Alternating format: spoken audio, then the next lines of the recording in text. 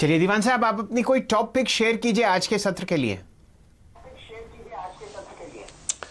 शैलजी, कल मैं देख रहा था कि ऑटोज में जो जिस टाइप का पॉजिटिव रुझान बन रहा है और जिस टाइप में ऑटो एंसिलरी में हम एक बहुत बढ़िया पहल देखते हुए आ रहे हैं कि कुछ समय से एक रिवाइवल आया है।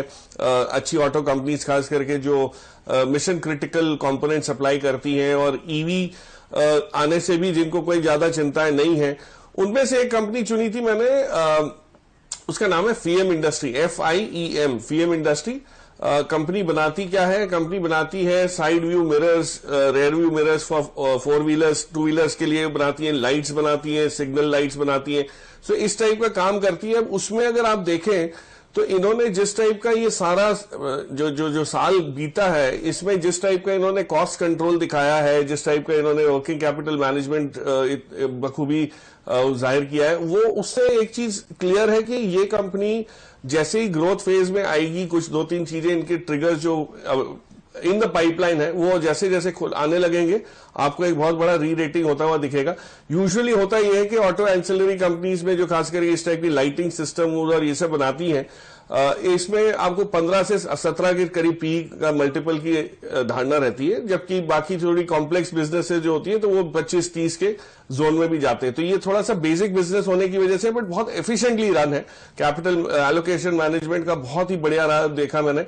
और एक चीज जो मुझे समझ आ रही है कि इन्होंने कुछ सालों पहले एक एलईडी वाले बिजनेस में डाइवर्सिफाई किया था, लाइटिंग बिजनेस में, जो बहुत ज्यादा चला नहीं। वहां से उन्होंने कैपेसिटी अपनी निकाल के इस पे किया। जो इलेक्ट्रिक व्हीकल्स का बोलबाला दिख रहा है होते हुए, बनते हुए, काफी प्लेयर्स उसमें आए हैं। तो जैसे जैसे वो बढ़ेगा, इनके जो एलईडी लाइट्स का जो सप्लाई है हैलोजन से, वो एलईडी की तरफ जो झुकाव होता दिख रहा है, उसमें ये ट्रांसफॉर्मेशनली काफी फायदा ले सकते हैं। कंपनी का ट्रैजेक्टरी, ग्रोथ ट्रैजेक्टरी बहुत उम्दा है। मुझे लगता है कि मैनेजमेंट और बिजनेस को देखते हुए इसको आप अपने पोर्टफोलियो में रखें तो कुछ समय में आपको ये 20-25% की एक जो अपसाइड है वो मिल सकती है। पहले री रेटिंग होगी और फिर अपने आप ईपीएस ग्रोथ भी आता रहेगा। और प्रकाश दीवान जी का टॉप कन्विक्शन ट्रेड है फेम इंडस्ट्रीज। याद रखिएगा ये इसका ऑल टाइम हाई जो है वो है करीब करीब 1512 रुपए और आज के प्राइस पे ये बैठा है 200 डे एक्सपोनेंशियल मूविंग एवरेज पर। और याद रखिएगा fame industries auto ancillary space आज सेक्टर ऑफ द डे रह सकता है। कुछ देर में हमारे साथ CNBC आवाज पर रोहन साइड पर आज के लिए तो वो नाम भी शेयर कीजिए। शैल जी, देखिए रीकैप का ये मेरे हिसाब से आखिरी चरण हो सकता है। सरकार तैयारी कर रही है कि इनको जो प्राइवेटाइज करना है, और इसमें एक बैंक जो आपने जिक्र किया शायद बैंक ऑफ महाराष्ट्र हो सकता है, जो नहीं है, क्योंकि उसको शायद इतनी जरूरत नहीं है जितनी ये 4 बैंक्स में दिख रही हो बैलेंस शीट को देखते हुए। मुझे लगता है कि एटलीस्ट सरकार की ये चेष्टा रहेगी कि कोई भी PSU बैंक्स जो टिकी रहे, जो M&A में नहीं जाती है या सेल में नहीं जाती है, उसको भी एटलीस्ट मजबूत बना के आपको रखना पड़ेगा, क्योंकि उसका जो डोमिनो इफेक्ट हो सकता है वो बहुत ज्यादा रहता है। खास करके डिपॉजिटर्स को जो चिंताएं रहती हैं और उसकी वजह से जो डिपॉजिट निकालने की, अगर वो जिसको रन ऑन द बैंक कहते हैं हम लोग, कि सभी लाइन लगा के खड़े हो जाए कि यहां कुछ गड़बड़ है, तो उससे सारे सिस्टम को थोड़ा सा नुकसान पहुंचता है। तो मुझे लगता है कि इनमें से रिकैपिटलाइज करना जायज है, क्योंकि बैलेंस शीट मजबूत होगी, सब कुछ जो एनपीए आपने रिकग्नाइज की, प्रोविजनिंग की है, उसके सामने कहीं ना कहीं पैसा तो डालना ही पड़ेगा, क्योंकि एडिशनल जब तक कैपिटल आएगी नहीं तब तक बैलेंस शीट का हुलिया नहीं बदलेगा, ना लेने वाला कोई रेडी होगा। सो उस लिहाज से ये तैयारी है, आखिरी चरण है। इसके बाद शायद आपको कोई इस टाइप का राउंड दिखे नहीं, तो मैं नहीं मानता कि इस पे कोई बहुत ज्यादा नुकसान वाली बात सरकार कर रही है। हाँ, ये है कि ट्रेडर्स के लिए जो एक बेट थी, वो हमने पिछले हफ्ते डिसाइड किया, बात की थी कि बैंक ऑफ महाराष्ट्र में जिस टाइप का रुझान बन रहा था वो बहुत बढ़िया था।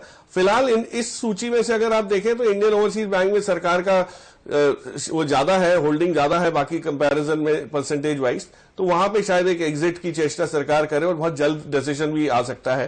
तो वो एक चीज हो सकती है, but otherwise I would not play this PSU bank. ये कैपिटलाइजेशन को लेके मैं इसलिए कुछ ट्रेडिंग करना नहीं चाहूंगा इस पे, क्योंकि आप इसमें गलत भी हो सकते हैं और पैसा आपका अटक सकता है। बट हाँ, बैंक ऑफ महाराष्ट्र पिछले हफ्ते का जो कॉल है वो जारी है। I am still positive on that. क्या इस लेवल पर इसको आप अपने पोर्टफोलियो पर ऐड करना चाहेंगे? नहीं, एब्सोल्युटली। देखिए शैल जी, बहुत बढ़िया मौका इसलिए है कि फंडामेंटली कोई कंपनी में कोई प्रॉब्लम आई नहीं है। ये तो थोड़ा सा लो फ्लोट होने की वजह से जब भी इस टाइप का वो रहता है तो आपको स्टॉक पे असर दिखेगा ही दिखेगा।